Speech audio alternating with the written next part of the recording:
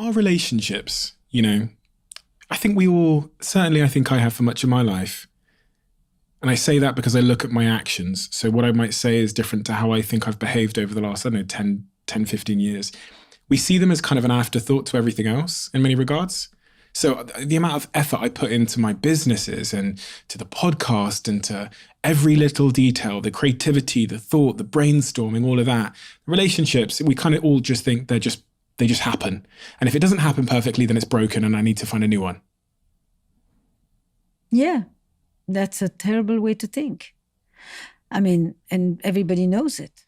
If you give the best of yourself at work, if you bring the leftovers home, if when you come home you say, I've given everything I had, now I'm just putting my feet on the table, I just need to chill, I don't want to make any effort, slowly your relationship degrades, period. And then there's all kinds of ways it ends. None of them are particularly joyful.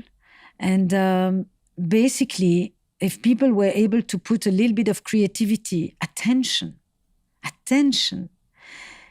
into their relationships as they do with their customers or their guests, relationships would be doing a lot better and my profession would be seeing a lot less people. I mean, there's no doubt. And why are people so lazy, so complacent, so unimaginative with their relationships at home? I mean, I see so many people when like here, you're not taking out your phone. You're looking at me, you're paying attention on occasion, you look for your questions and where we go. But basically, you're with me. But at home, if you do this or this. Looking at my phone. And then when the person tells you something really important, you go, and you're kind of there but not present. And that's the beginning of a kind of modern loneliness, actually, is that this idea that you can share something really important to someone who is half there. And I think that that's what's happening with a lot of younger people these days, is that they experience a lot of half-there-ness.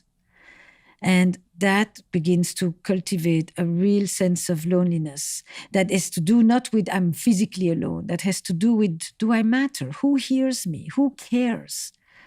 Who pays attention? Who notices? So I sometimes the advice is very banal, it's to tell people, put your freaking phone down. Take an hour and put your phone down. But I'm busy. Huh? But I'm busy. Well, you will be busy and there won't be a relationship. Sooner or later, there won't be a relationship. It's not difficult. You can wait for the kids to grow up if there are kids involved, things like that. But in the end, there isn't. Just because someone was on their phone? Well, it's not just on the phone. It's on the phone means I am continuously saying something is more important than you. We come last. We're a cactus. We don't need to be watered. We can survive in a desert. It's called, there's a term I've been using for this that is, I borrow from something else. It's called ambiguous loss. Have you ever heard of this term? Ambiguous loss? Yeah. No.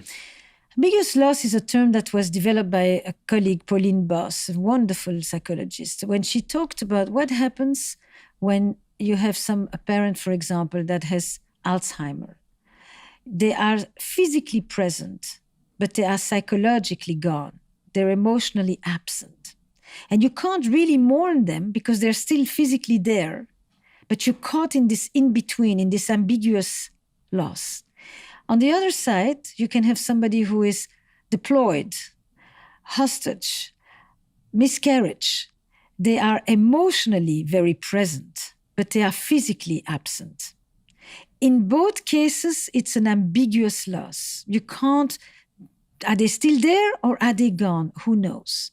When we live with this phone thing, when we are, because you've been at work, you've been at the computer, you come home, you think, I'm so happy to finally let go of the computer, you turn on the TV, and then you turn on the phone at the same time. You're watching here, you're watching there, and there's a person next to you. And most likely, they often do the same thing in the end too. And gradually, there is less and less of a thread of conversation, of connection, of joy, of sex, of intimacy, all of what, that becomes ambiguous loss. Somebody is there, but they're not really present. Is there a difference between me and the sofa? It's comfy. It's routine. You sit on me. But comfy and routine do not give us joy or meaning or relevance or connection. And that's what we still seem to want. So it means saying to people, it's actually not very, very complicated. What did people do for centuries? They took walks. That's one of the few times you can't click. So take a walk. Don't sit. Don't try to do, take a walk around the block and just be in motion. Then you parallel, it's not face to face, it's side by side. And then you can talk about the day. If you, instead of just saying, stop, you just said, let's go for a walk. It's London, but still, you can, and you do half an hour walk. You'll come back to me and you tell me what it will do. But it's amazing how these small interventions that are playful, creative, not digging, change the dynamic of the relationship. Because she is only pursuing you in part because of how much you are withdrawing. You change, she change. If you want to change the other, change yourself. Once you understood the figure eight and how we create the other, you understand that if you do something else, sooner or later, they do something else too. So if you want to change the other, change you. This is part of the question you asked me, right? What are some of the essentials, understandings of working with relational systems? This is true at work, in companies. This is true in intimate relationships. This is not just for romantic love. This is foundations of relational systems. Feedback loop, it's called in cybernetics.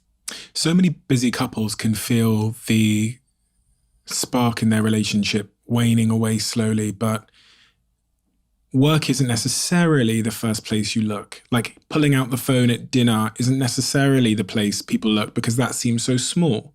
So they aim at bigger things. They'll say, I don't know, something bigger.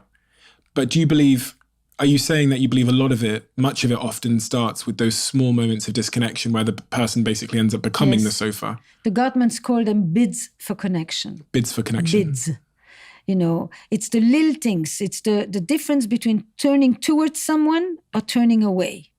When you read something, there's a classic example they give. Do you read something? Do you actually say, hey, did you read this? Let me send you this article. That's a bid for connection. It's not a big declaration, but it says, we're in this together. When I see something that's interesting that I think you would like to read as well, I share it. I'm thinking of you. I know you exist even if I'm not with you. Do you know what my partner said to me something about a year ago? And it always stayed with me because I thought that's such a strange thing to say.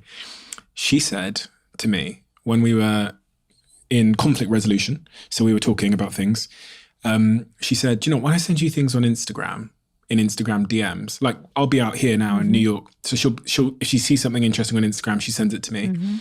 She goes, you've stopped acknowledging it. I used to just like double tap on it or make a comment back. She goes, you stopped acknowledging it. And I thought, why does that matter? Why does it, like, you send me something, I watch the funny video, I crack on with my day. Because it's like when you receive a birthday gift, do you thank? Yeah. When you buy a birthday gift, is it important to give it? Yeah. Okay, that's the reason. I mean, how would she know that you watched it if there is no acknowledgement? And the acknowledgement is not about the video or the DM. The acknowledgement is we share something. Well, it's even worse because it says seen on Instagram. So it says that I've seen it. Yes, but the seen it means that I have seen the video. The acknowledgement is we are part of a thread. We're connected. She's absolutely right. So in that sense, when people lose the spark, it is a lot of these small details that people say so much in the beginning. All the positive stuff that people ooze, and it's actually only more important with time rather than less important with time. The death of a relationship is when people take each other for granted. And when you stop acknowledging those things, it is part of the mechanisms of taking for granted.